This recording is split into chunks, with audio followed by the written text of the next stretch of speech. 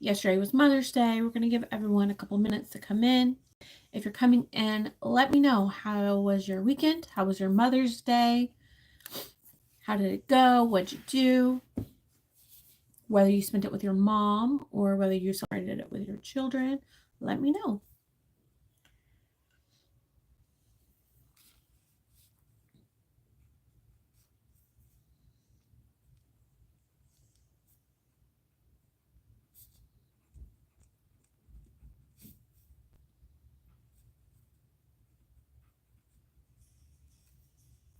Good morning, Robin. How was your weekend?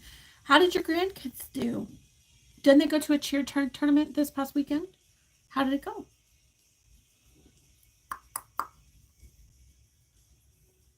Good morning. Good morning. Happy Monday. Are you guys like, when you think about Mondays, like, does it bring stress, or do you like how do you view Mondays? I'm curious, because I know there are a lot of people that kind of stress out about Monday. It's back to the grind, it's back to the routine. And then there are some people that just embrace it. So, what is Monday like for you? Your day was good. Thank you. They're still there. I won't know until they get home today. Oh, okay, okay. Well, I can't wait to hear how they did and how it all went. So, what did you do yesterday? It depends on my weekend when as to how I go into Monday. Yeah, I could feel that. I feel that a little bit. I try to always, especially on this side of things, like I try to kind of like go into it with a really positive attitude, thinking like, okay, how can I grow this week? What's a way that I can grow so that regardless of what happens this week, I know that I've been successful in something. I have something positive to look forward to. I have something positive in my life. So I kind of look at Mondays as like new opportunities for growth, but that's just me. Because I know like sometimes if Sundays are really hard and really long, then you can go into Monday really, really tired. What is this? What is that? I was looking. Oh no. Ugh. Robin said Mondays are always good. Yeah, I like Mondays. I mean, guys, I made my first like iced coffee this morning. I cheated a little bit because I looked up a recipe, and it's pretty strong. Probably a little stronger than most of the time when I drink coffee. But I have a lot to do this weekend, or this week. So this next weekend is going to be super busy, just because we've got my oldest is finishing, so they're acknowledging all of the seniors this weekend at church. This next weekend, so you can't do iced coffee.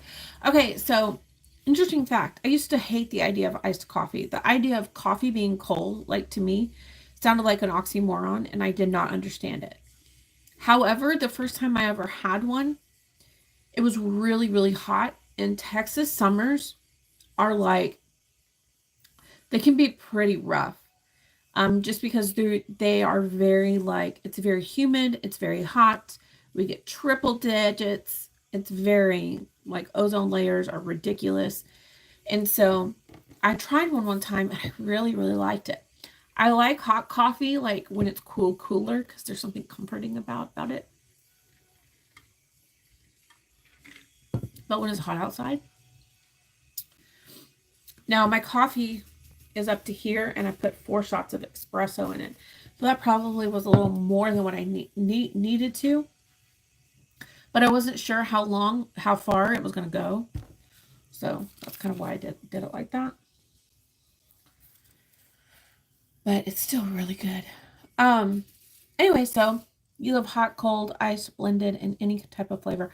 I do too. Well, not any type of flavor. I used to be like a white chocolate mocha kind of girl. I didn't like caramel growing up because it's so sticky, and I had braces, and so I learned to not eat things that are sticky, and I still have permanent retainers on the tops and bottom in the back, on the backs of my teeth, and so the idea of getting something like that stuck on them is just gross to me. However, like if it's with chocolate, it's fine. Or if it's in coffee, it's fine. I really like it in coffee. I don't like it on ice cream, which is weird. And I don't like it in good morning, Ashley. I don't like it in like by itself. Like I don't like caramel candies by themselves, but I like them if it's in chocolate or especially like sea salt. It's really good.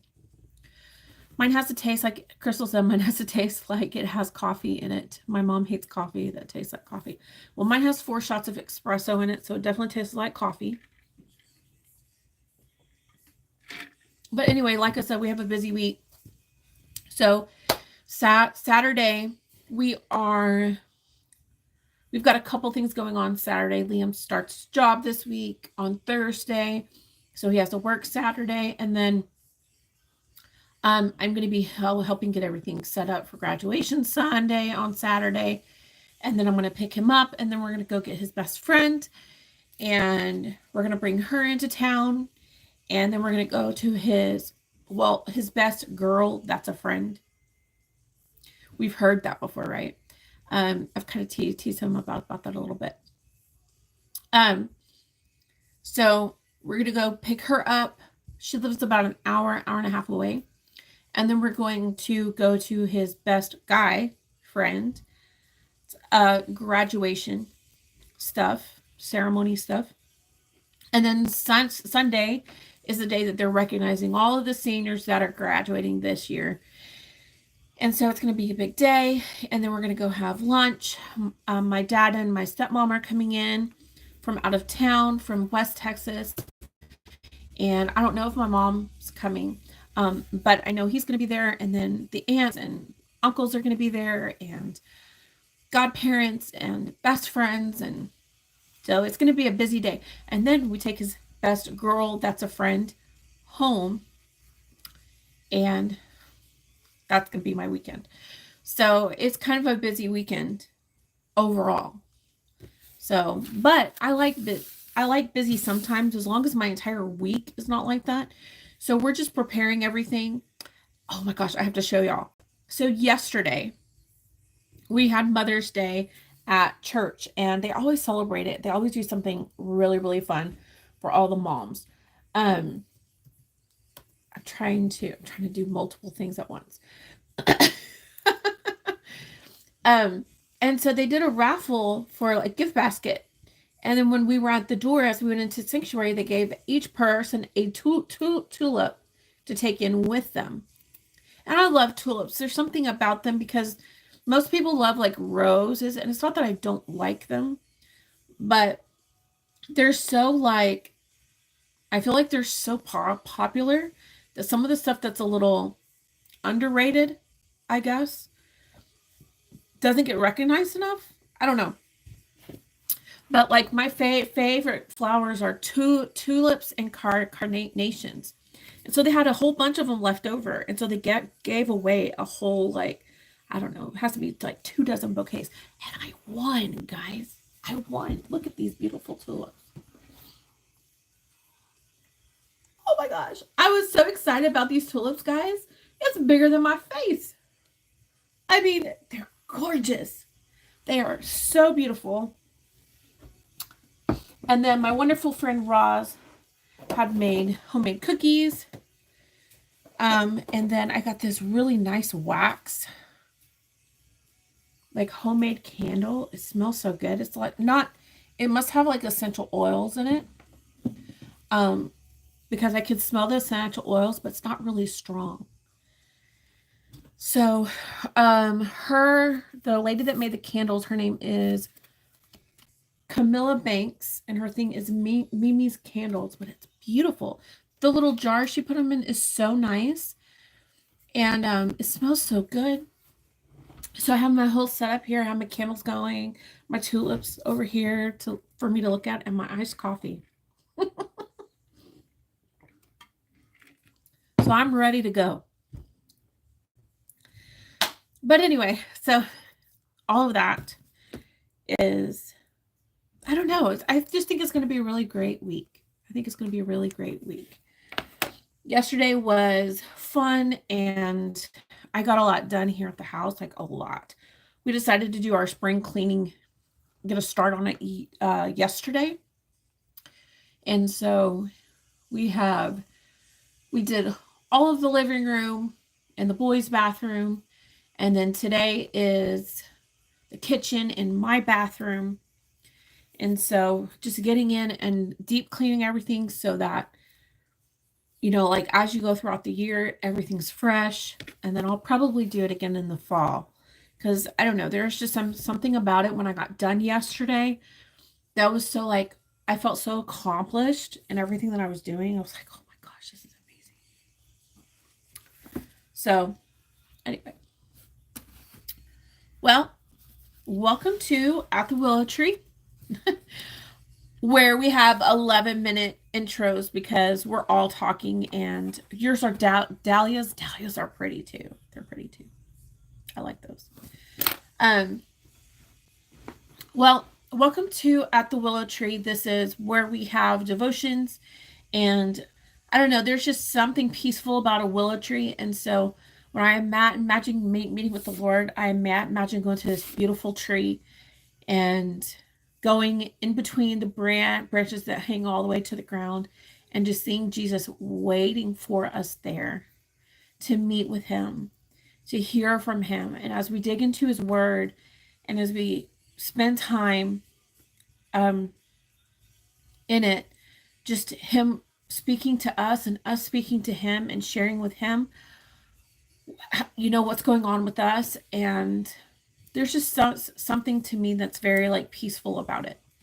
Not having to feel like you have to be any particular kind of way in order to get there. And so I'm excited to dig into day 79 in our devotion, which is what we're on. Guys, tomorrow's going to be day 80. And then we're a month out from day 100. If you like being here and you have not already gone into the Discord, feel free. There is a link in the description of this video to join our Discord server. We have lots of fun. There's places for you to write suggestions on things we should do, things we can implement to make it better. There's a tab for you to go in to talk about what you learned today, or just things that stood out to you on a deeper level. Because sometimes when we're in here, we can read a devotion and we don't want to talk on live stream. But Discord is okay because we can have the time to really sit and think about what it is that we've learned, what it really is that God's showing us, and have that extra time to kind of marinate on it. And so that's a great part about Discord. So there's thoughts from today's devos. There's a place for the verse of the day, which will be uploaded today as well once I get done. That will be up by noon.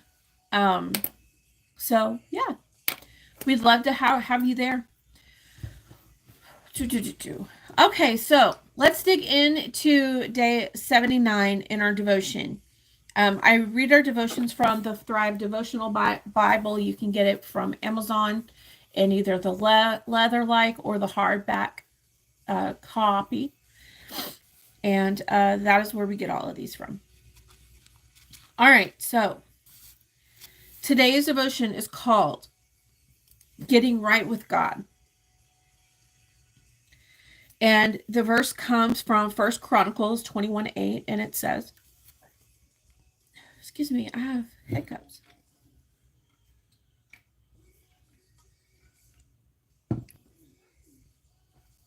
Okay. And it says, Then David said to God, I have sinned greatly by taking this census. Please forgive my guilt for doing this foolish thing. And here's our love letter from God. It says, Beloved, there is nothing that you can do that will stop me from loving you. No wrong you commit can keep you from getting right with me. I adore you, and I know. Y'all pray for me. Okay, let's start that over. Okay, beloved, there is nothing that you can do that will stop me from loving you. No wrong you commit can keep you from getting right with me. I adore you. I know your imperfections. I have a plan for you, and I want to protect that plan. Your actions do not change my feelings toward you. I am God, and my love is unconditional. I want you to be honest and open with me to me so you can live a life full of joy. See me for who I am and see how powerful my grace is in your life. Come to me and let's make things right. Love your Heavenly Father. And then the reflection says, the way to feel close to God is to be totally truthful and honest. Truth sets us free, and recognizing that we do indeed need a Savior is the greatest cleansing for a soul.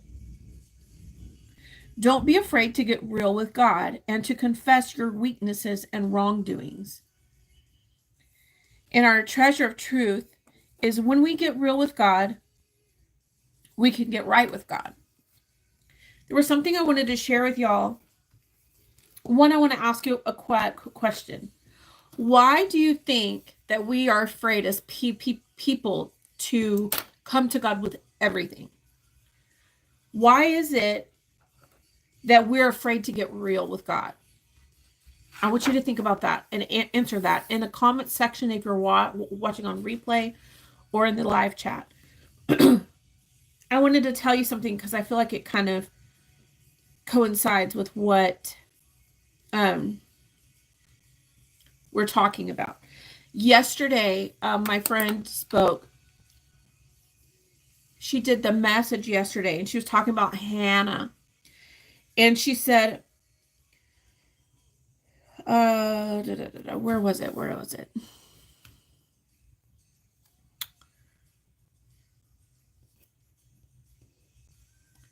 She was talking about how, I remember her saying something about how God already knows.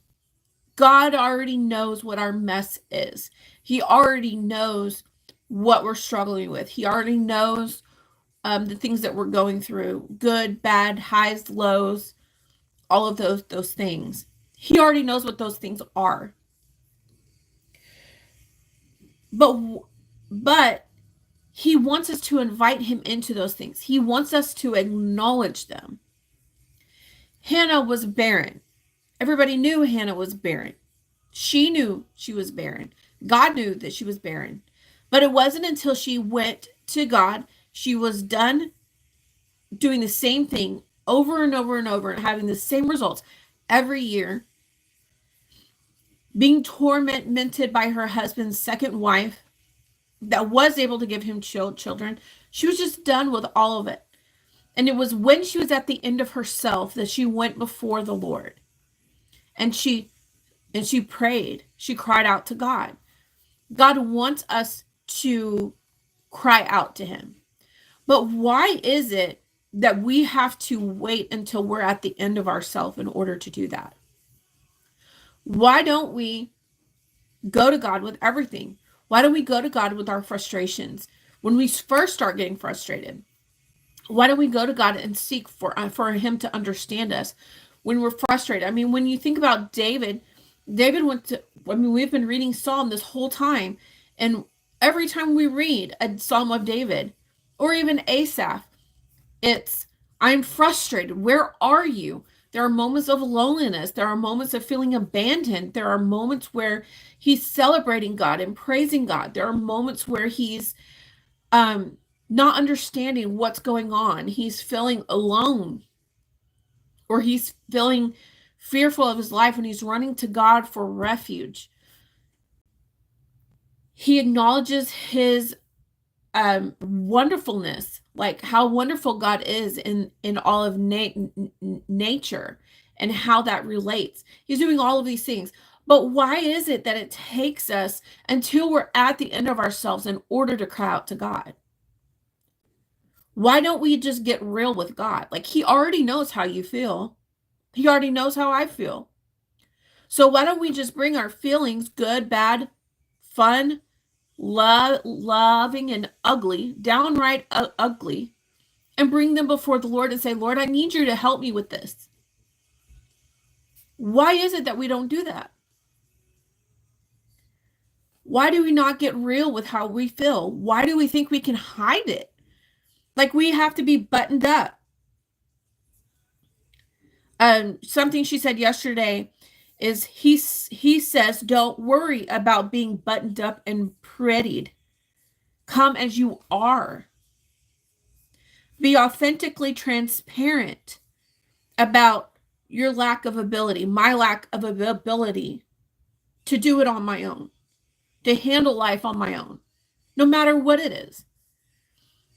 You know, when we invite him in to those weaknesses, those areas where we are weak, that gives him the ability to perfect his strength, for his strength to be perfected within us. Because it's when we are weak that he is strong. It's through our weaknesses that his strength is perfected and comes through in our life. He doesn't need us to be perfect, but what he needs us to do is to at least come and acknowledge what our failures are. Okay, I just want to make sure, Crystal, Robin, or is anything coming through on the chat end? Because I'm asking this question and I'm not seeing any responses. And I'm not calling anybody out or anything. I'm not wanting to make anyone feel bad. But I genuinely want to know why people think that they can't get real with God. Like, what is it that holds us back? Yeah, I'm not seeing anything either. What do you think it is? Okay, so what do y'all think it is? What do you think it is? Why do you think that people have a hard time getting real with God? It's not rhetorical. I'm just curious. I'm so curious about, like, human behavior and, like, the psychology of all of that. I think that's my dad in me. Good morning. Good morning. Good morning, Solace. How are you? Our day is starting out great. How is your day? Because I know it's like the afternoon for you.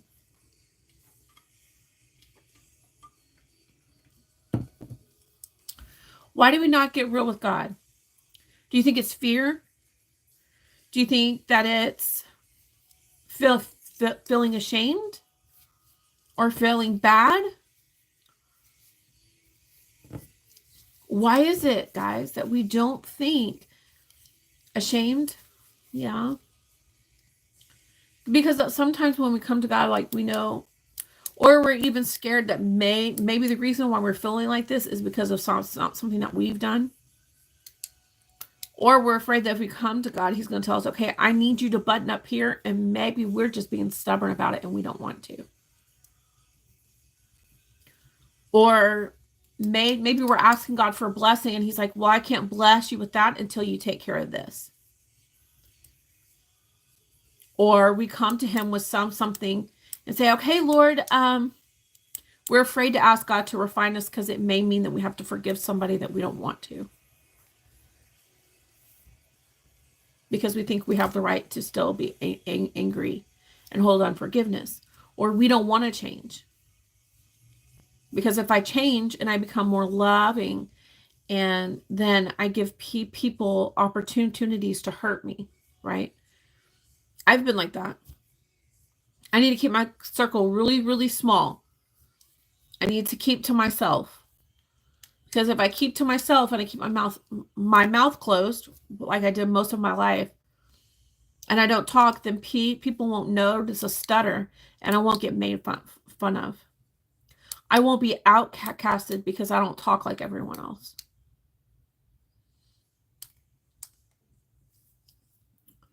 And we use them as excuses, because if the closer we get to God, the more and more he strips us of the things that are flesh, right? I had that while I was cleaning this week. I was like, Lord, I just repent. Because there were some things like I didn't even think about cleaning down. I didn't even think about wiping down my walls. There are other things that we've been cleaning and that we keep up with on a weekly and daily basis. But wiping on the walls, I hadn't ever even considered that. And so I was like, Lord, forgive me for like not really coming in and taking care of my home like I should. For not being a good steward of this thing that you've blessed me with. Help me to see this as a blessing, to not become a complainer about it, but to like treat this as a blessing and a gift from you. So, I mean, if we're going to get real about it,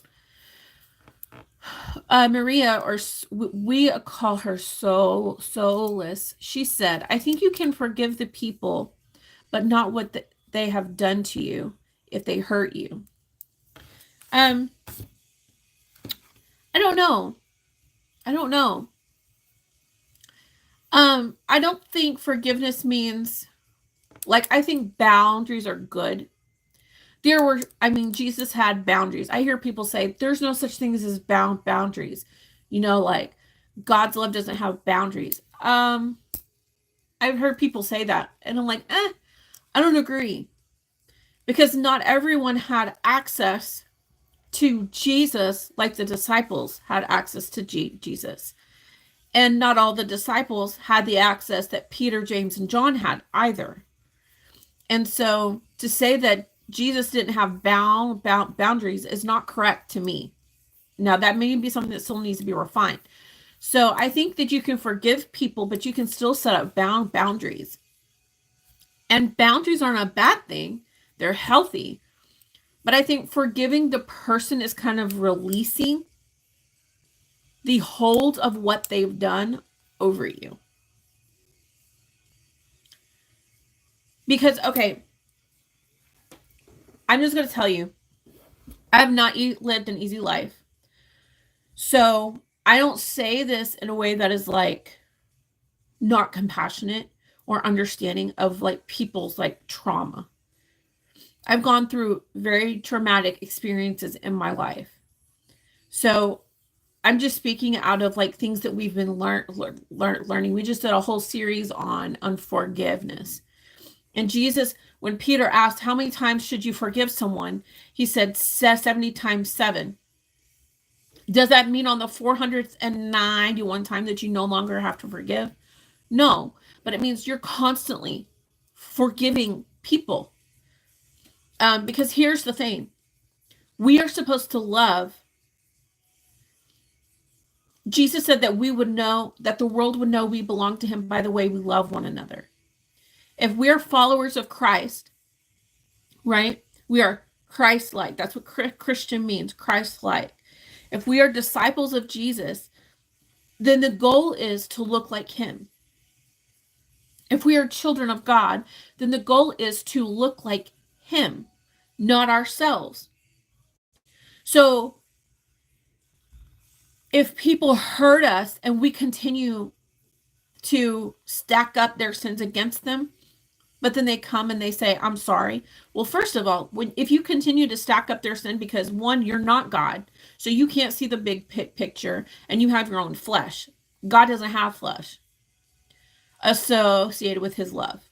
So he loves completely purely. So if God is, you can forgive people, and I think that you should. I think anybody who's done anything against you, you need to forgive that, because that can hold you back from experiencing everything that God has for you. Jesus said, if you don't forgive, then my Father in heaven cannot forgive you. There's a reason why in the Lord's Prayer, it says, forgive my debts as we forgive our debts, as we forgive those, as we forgive our debtors. Forgive our trespasses, forgive our sin, forgive our guilt, as we forgive those who are guilty against us. As we forgive those who have trespassed against us, he forgives us. And so I feel like sometimes we can come to an impasse in our relationship with the Lord where it like stops, where it cannot go further in relationship with him because you've got baggage that you haven't dealt with. Remember, we said the wilderness is a place of removing old ways of thinking. The children of Israel could not go into the promised land still thinking like slaves. You can't go in with a slavery mindset and take hold of a promised inheritance that is abundant, because you won't be capable of stewarding it the way that you should because you're still dealing with slave mentality. So what God is asking of us during that whole wilderness period was a time of like removing those ways of thinking, to trust in God alone, to not trust on their own thoughts, to not trust on their own way of doing, but to do that on their own. And so I think sometimes we can get wrapped up in what so-and-so's done. Well, so-and-so did this. You don't know what that person did to me. You don't know how they hurt me. But remember what I shared with y'all, what our pastor shared with us, okay? If you were to tell them that, right? If you were to tell them that, and you were to tell Jesus, you don't know what they did to me. No, but I know what you did to me. Did they pluck your beard out? Did they put a crown of thorns on your head? Did they whip you 39 times within an inch of your life to where you were barely recognizable as a human being?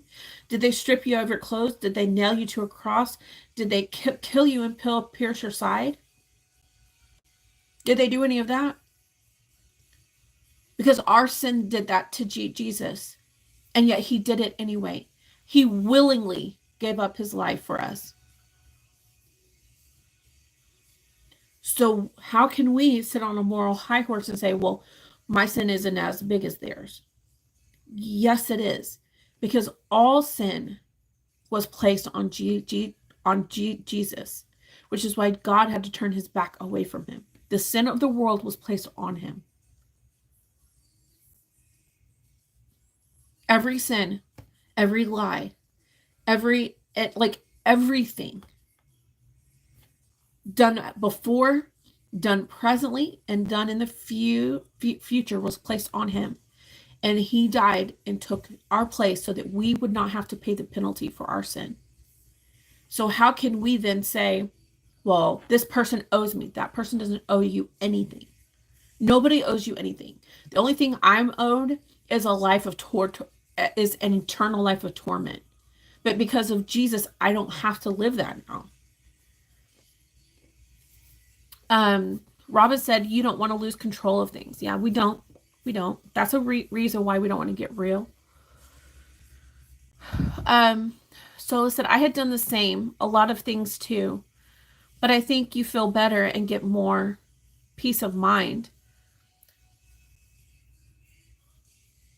So that's how it works for me. Yeah, I agree. It's not easy to forgive people. Doesn't mean you have to allow them complete access to you, because that's something that's trusted and earned. But it does mean that you forgive them. You forgive them for what they did against you. And you're not going to allow what they did to take a hold over you and have power over you anymore. Because what it ends up doing is it ends up making you a very bitter. When you hold people's offenses against them, it makes you a very bitter person.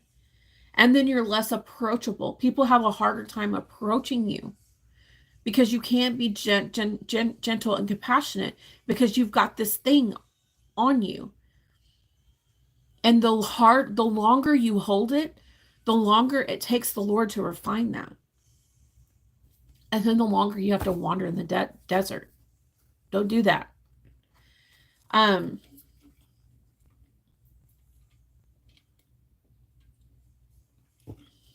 oh, so good. But but all of this is going to lead into the next part too. I love it when stuff connects. Y'all know that. I love it because it's like, okay, one, it's because it's like our friend Ali Shanaki says, we know, and the word, of course, says this as well. Because the word talks about knowing men by their fruit. You will know men by the fruit that they bear, right? And a lot of times we wonder if the things that we're doing are God directed or directed by ourselves. And one of the things that Ali's encouraged us to do is to look at the fruit that it bears. If it's bearing the things of God, the fruit that it bears is the things of God, then you know it's from Him. If it's producing the fruit of the Spirit, then you know it's from Him. And so when we have a devotion that just happens to line up with what we're reading in Psalm, that to me tells me that I'm still headed in the right direction. That it gives me the reassurance that I need from Abba that I'm following the right plan. That my faith in Him it's activating and it's growing and it's stronger. And then it helps me to lean into it more because I'm encouraged by that. Ashley said, or you do like me and develop trust issues and become suspicious of everyone around you. I mean, that's true. And I mean, you don't have to. I will say this when it comes to stuff like that. You don't have to tell everybody your entire life story.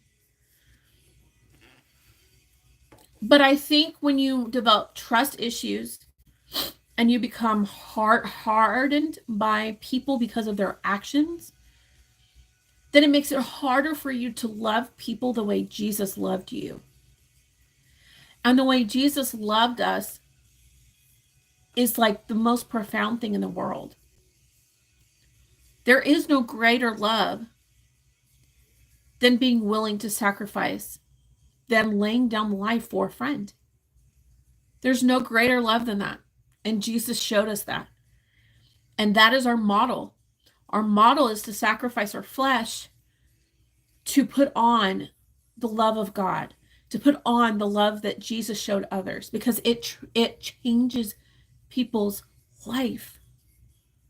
Think about it. An entire shift happened in as far as like it changed the world. It changed the world.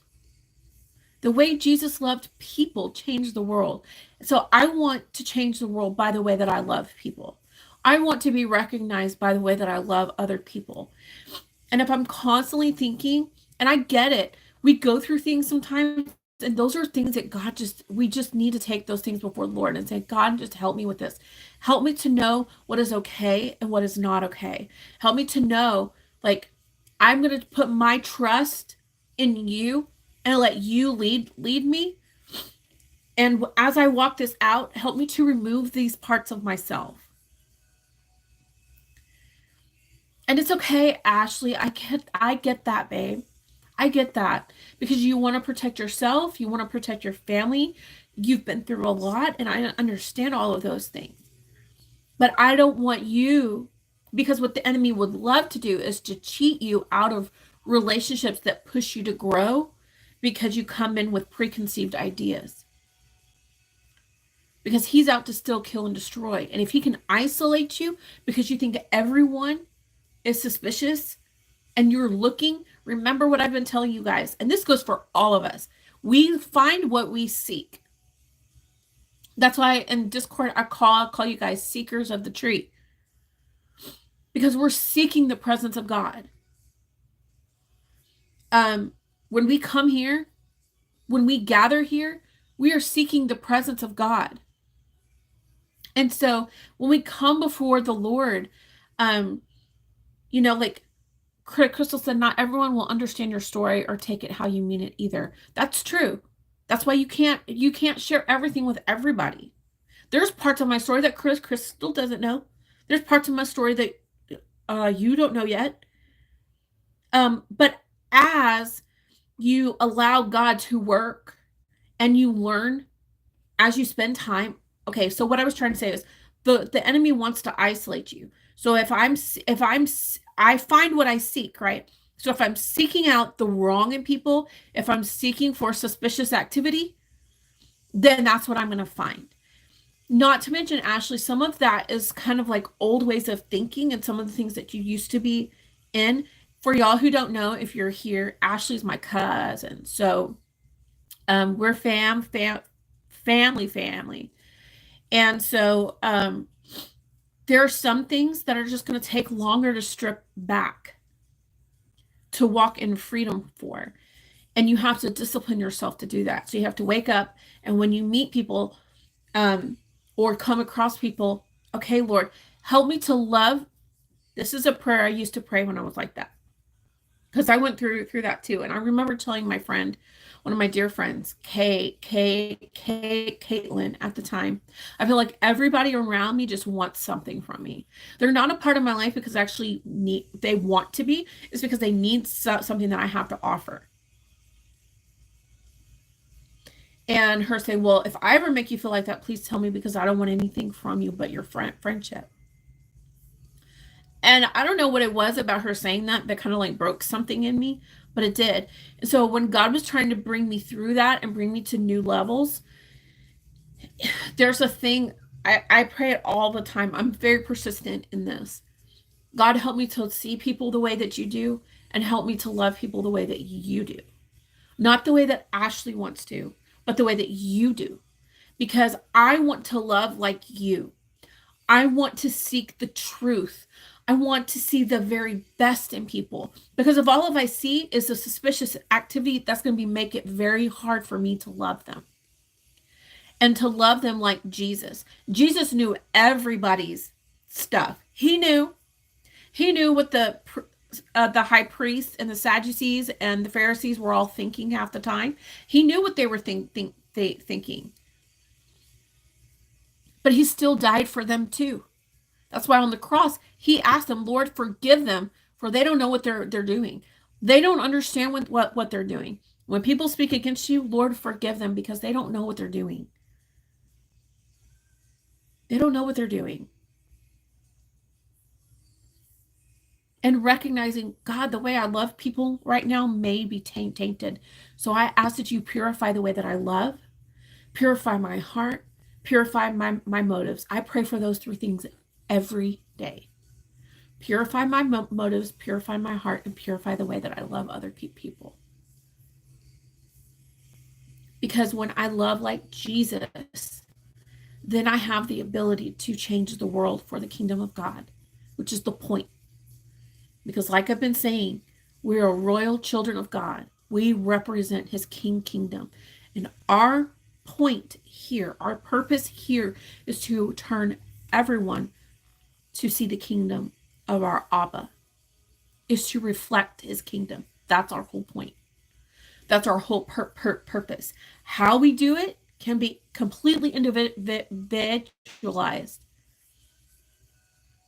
But that is the purpose for every person on this planet, is to come into relationship with the Lord, become adopted children of the kingdom of heaven, and then let them know the kingdom of heaven is at hand.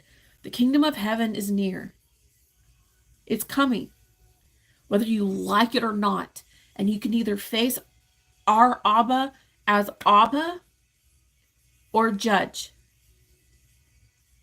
Knowing, being confident that you have a relationship with him, or being afraid because you have never surrendered to him.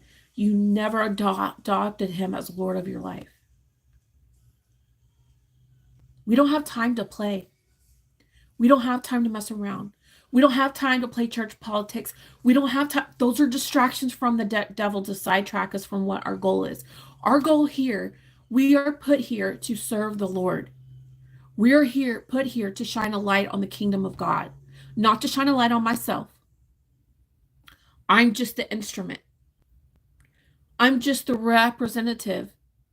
I'm the royal child of heaven. I am. I am a royal child of God.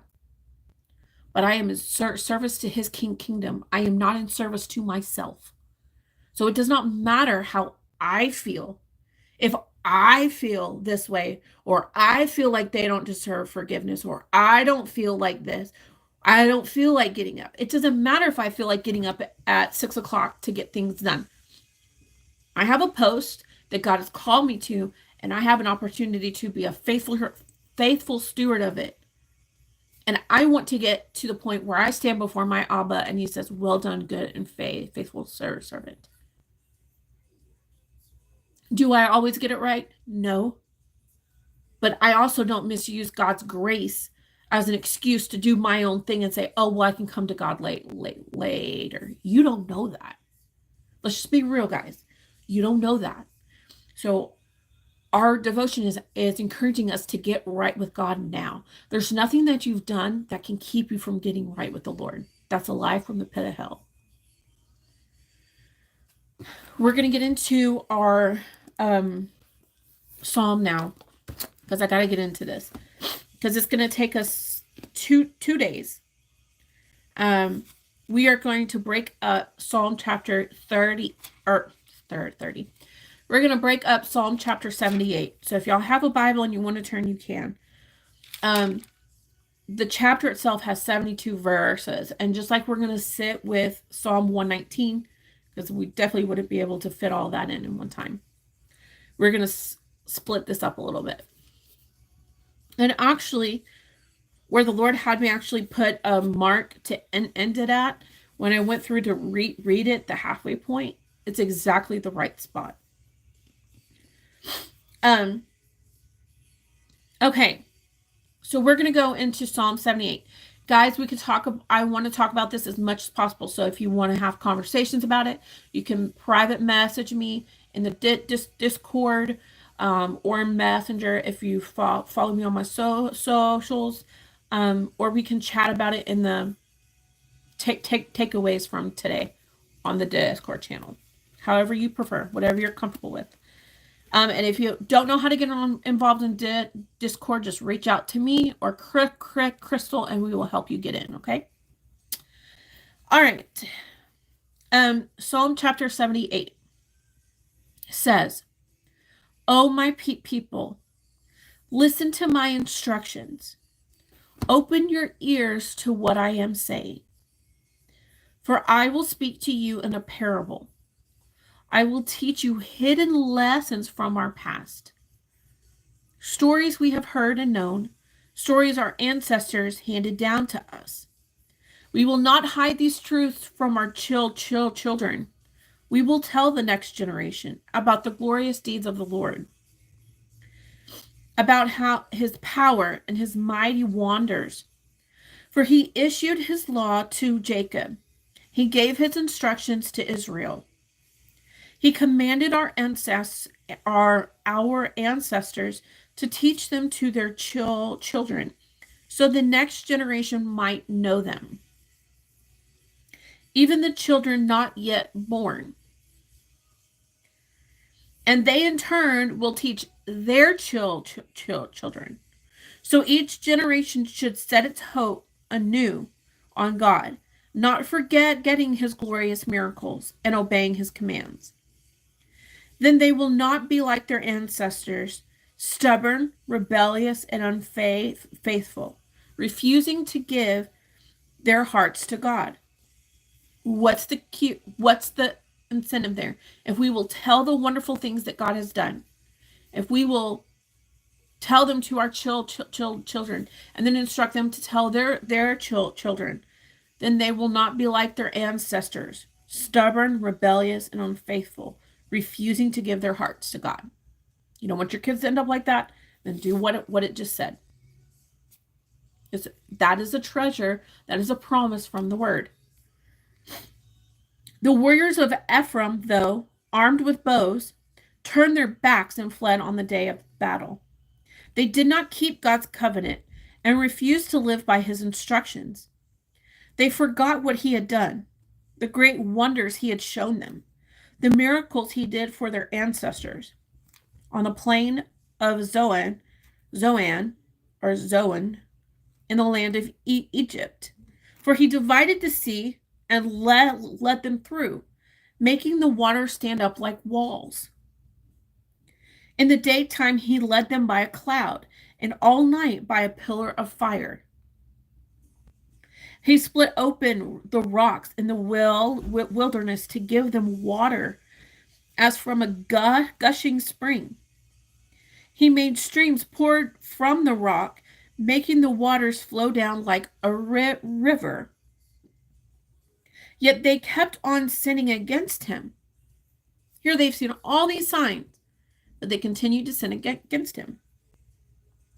Rebelling against the Most High in the desert, they stubbornly tested God in their hearts, demanding the foods they craved. They spoke against God himself, saying, God can't give us food in the wilderness. Yes, he can strike a rock so water gushes out, but he can't give his people bread and meat. When the Lord heard them, he was furious. The fire of his wrath burned against Jacob. Yes, his anger rose against Israel, for they did not believe God or trust him to care for them. But he commanded the skies to open.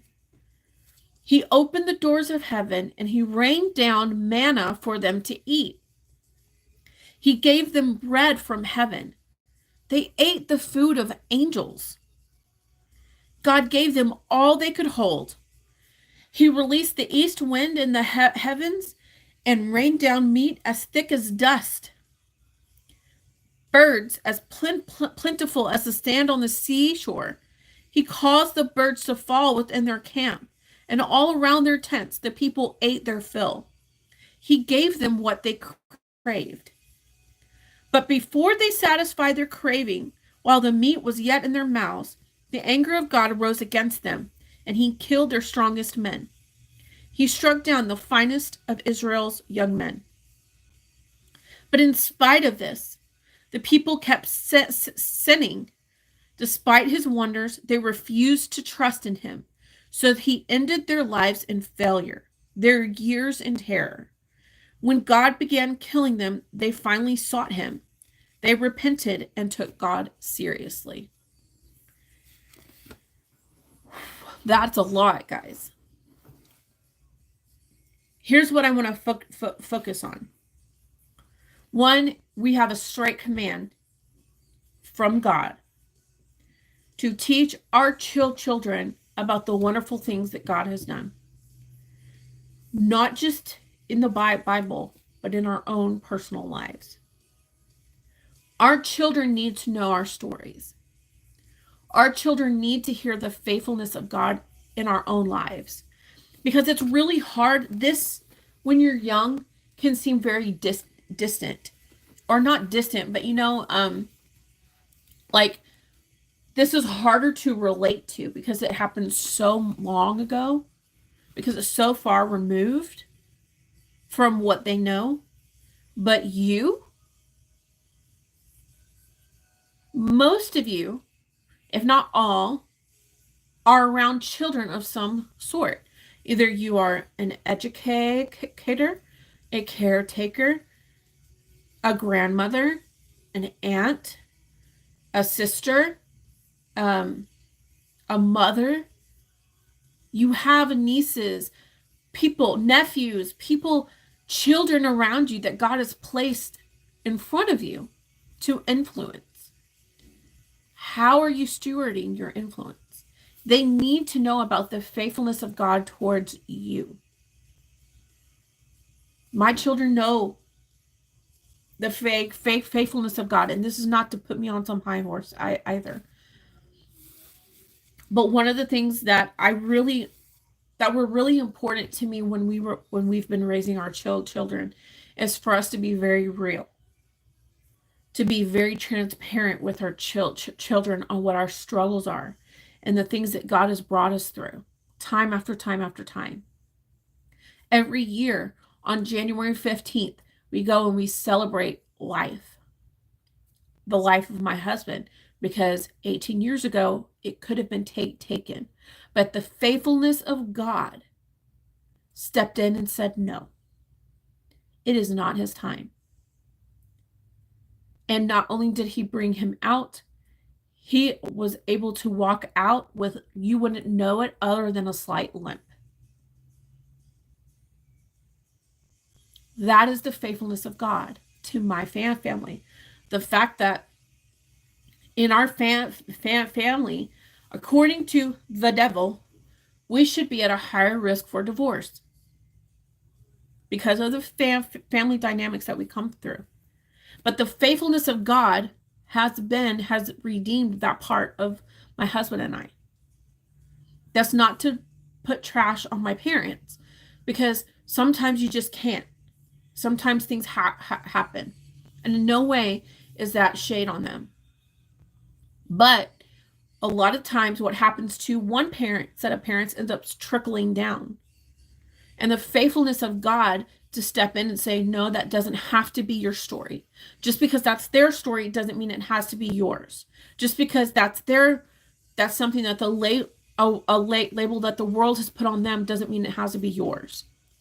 And that comes from both sides of our family, not just with divorce, but not, like his background, my background, our families as a whole. God's redemption is not beyond limits. It doesn't have limits to it. He can step in and change the dynamic. You don't have to be everything from your background. Just because your background says you should be this or you should be this doesn't mean you have to attach that label to yourself. Because before you are anything else, you are a child of God. But what are some lessons we can take from this right here? That this is telling us that we can learn parables. Okay? This is what I learned. This is what I wrote down today. Starting in verse 4 and down when they were talking about this first part about the things that God did for them. Learn from God's history and his heart towards his children. Learn to adopt the things from the word, from his history, that brought his children favor in God's eyes. So learn what those things are and copy them. Get in your word, figure out how God handled them, what behaviors were acceptable, and granted them favor in God's eyes, and learn from their mistakes. And what is the biggest mistake that we need to learn from this chapter so far? Y'all tell me, what is the biggest mistake that is standing out to you that they did that we need to make sure we do not do? I'm going to wait because this is not rhetorical. I'm going to give everybody a few minutes to write in the chat or comment in the section below what that is. What is the big no-no that we do not need to adopt as part of our life? It's an attitude, by the way. So also learn the lessons from them on what not to do and attitudes to not allow yourself to fall into. Crucify those attitudes to sacrifice your flesh and focus on God.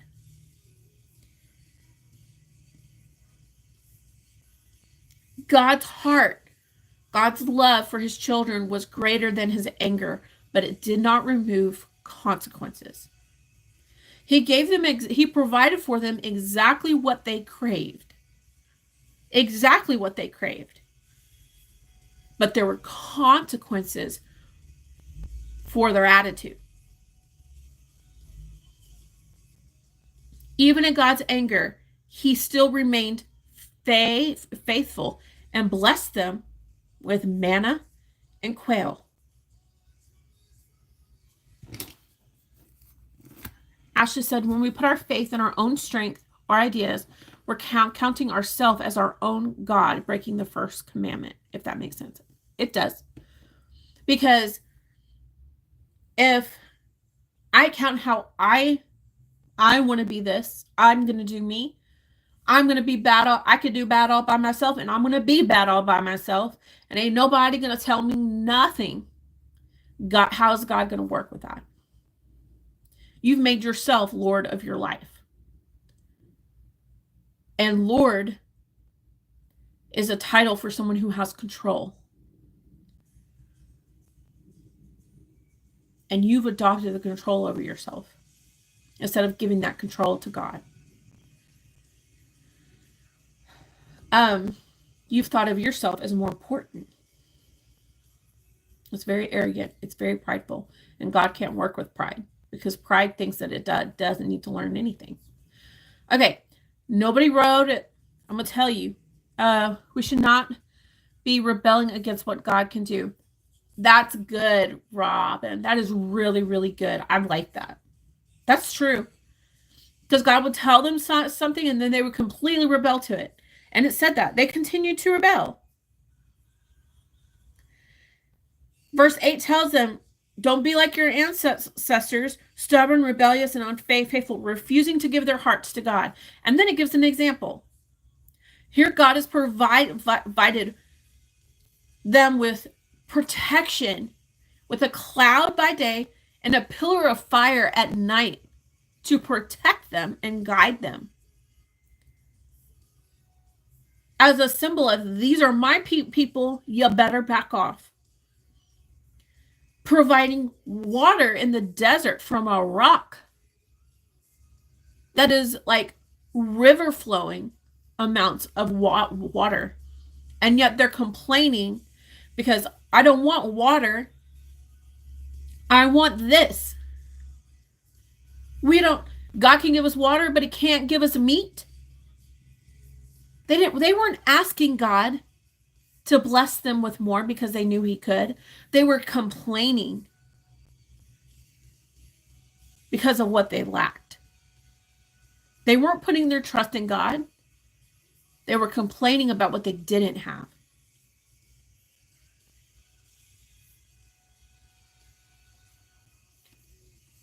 We need to check our complaining attitudes.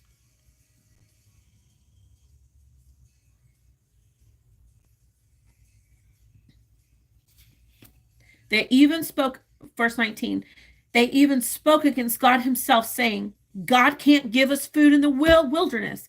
Yes, he can strike a rock so much that water gushes out, but he can't give his people bread and meat. So then God's like, oh, I can't?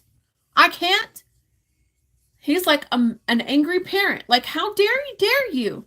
The nerve to come up to me and complain about what I'm providing for you. But I'm providing water in a desert from a rock. You've seen a complete sea wall up, and you walk around on dry ground, not muddy ground, dry ground. And yet you're going to stand before me and complain? You didn't ask me for a piece of bread. That's like your kids coming up to you and say, hey, I want meat and bread right now. Right now. What, you can't provide that? All you can provide me is water? Y'all tell me, you parents, that if your kids came up to you with that kind of attitude, that you would take that. I know you wouldn't. Heck no. We're not. Oh, hold up. Who are you talking to, first of all? Do you understand who you're talking to, first of all? And second of all, how dare you come up to me and demand something of me without thanking me for a single thing that I've done? They showed zero gratitude. All they wanted was to take, and take. And they gave nothing in return. And it's that complaining spirit, that complaining attitude that made God angry.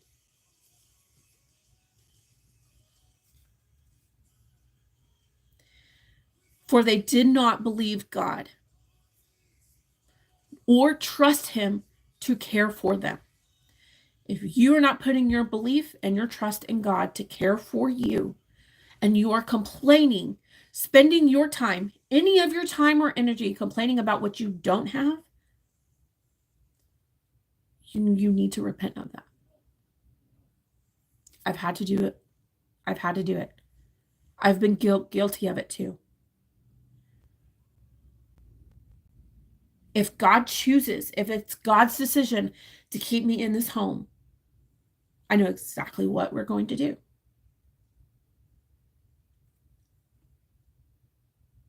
To solve some of our space issues. To problem solve.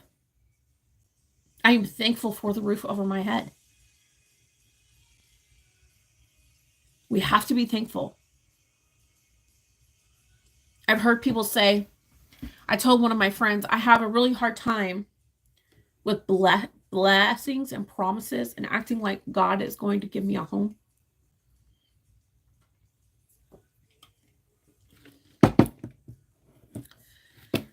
And they were like, why? Do you think God wants you? Don't you think God wants the best for you? Absolutely. But I absolutely believe that the best for me is not necessarily materialistic things. Because if that's true, then what about the faithfulness of God to his children that live in third world countries? Does he not love them just as much? Does he not want the best for them just as much? But I'm not supposed to store up earthly treasures. I'm supposed to pursue the things of heaven first. And then if God wants to bless me with a home, then he can. But if the home that I'm in, which is a home, I have a roof over my head, I have space for my children, and the things that are not complaints, but things that need to be improved on are not things that are outside of our ability to do so. I'm not going to complain about where I live. I'm not going to complain about how much I have or don't have, because that's an attitude from the Israelites that I can learn not to do. I do not want to wander in the desert for 40 years. I do not want healthy, strong, fine. I do not want to incur the wrath of God. And here's the kicker. God's love was so great towards them that it wasn't immediate. Was there consequence? There was a consequence. But his anger was towards all of them. But his love for them was greater than his anger. Because even in God's anger, he still remained faithful and provided for them the bread and meat that they needed. But had they come to him and said, God, we know that you are able, if you are willing, we know that you are able and capable and powerful enough to provide us with bread and quail, even in the desert. You've provided water from a rock. Nothing is too big for you.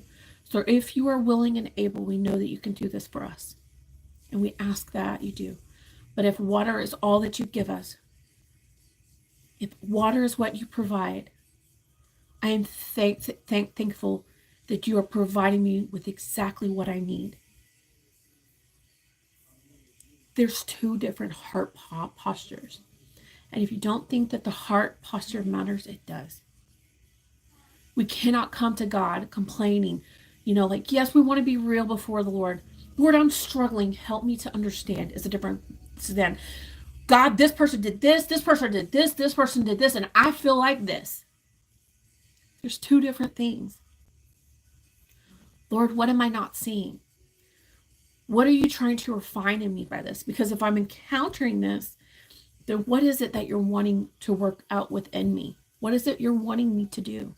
How are you wanting me to approach this situation or this person? What is it that you want from me? How can I respond in a way that's honorable before you? Those are two different types of prayers. Those are two different types of attitudes. Now you tell me, if you have two children and one's coming at you the first way and the other one's coming at you the second way, which one are you going to take care of? You could take care of both, but the other one's going to get taken care of, but at the same time, they're going to get a consequence. And the other one, we're not going to be angry with them at all while we are providing for them exactly what they need. I don't want to be provided for as I stir up anger within God. I want to be provided for as I stir up being refined by Him. As I store up kingdom treasures that cannot be found in this world, with my attitude and the posture of my heart that maybe I don't know everything, because I know I don't. I don't know everything. So I don't know. But what I do know is I know the faithfulness of God. I know that I have never gone without. I have never gone hungry because I didn't have. Because He's always provided for me. Always. That's what I know to be true about God. So I want us to spend some time today doing that. I don't normally give everybody homework, but I want us to start on something over the next couple days, because we're going to sit with this and then we're going to end out. I'm going to give you this encouragement. What I'd like for you to do, especially if you're in the Discord, you don't have to share them, but why don't we start writing down the things that God has done, the ways that God has been faithful to us through everything that we've gone through in life. What is the faithfulness of God towards us? What things has He done in our life? And then we need to start speaking those things in conversations with our grandchildren, our children. This is the faithfulness of God I know to be. You won't always be able to count on Mom. You won't always be able to count on Auntie A. You won't always be able to count on me for everything, to be dependable on everything, because I'm a human being. But God can be dependent on every single time. Let me tell you how I've been able to depend on Him and what He's done for me. And as we share those things, we strengthen their faith. Our faith is strengthened, but so is theirs. I love you guys so much. I know this has been really long, but, well, longer than usual. But it's good meat. It's really good meat to marinate on. So go into the Discord, go into thoughts from the lesson, and write down some things that you learned today. What did God teach you today at the Willow Tree? When we came into the Willow Tree, what did we learn? What did He show us? And write that in. That could be the devotion. That could be the psalm. That could be both. Share with each other. Let's share with each other what God has taught us today. I love you guys so much. And I'll see you back tomorrow. Tomorrow's Tuesday, so it's Jaywalker Tuesday. Jaywalker's podcast will be the link for that episode. The new episode will be listed if it comes out tomorrow, which I believe it is. It's every Tuesday. And then this Wednesday will also be Keep It Real Wednesday for the Keep It Real podcast with Ali Schnacky. So I'm excited for this week. Don't forget to like Rob and said, if you like this content, please hit the like button. And I will see y'all back tomorrow at the Willow Tree. I love you guys so much. Bye.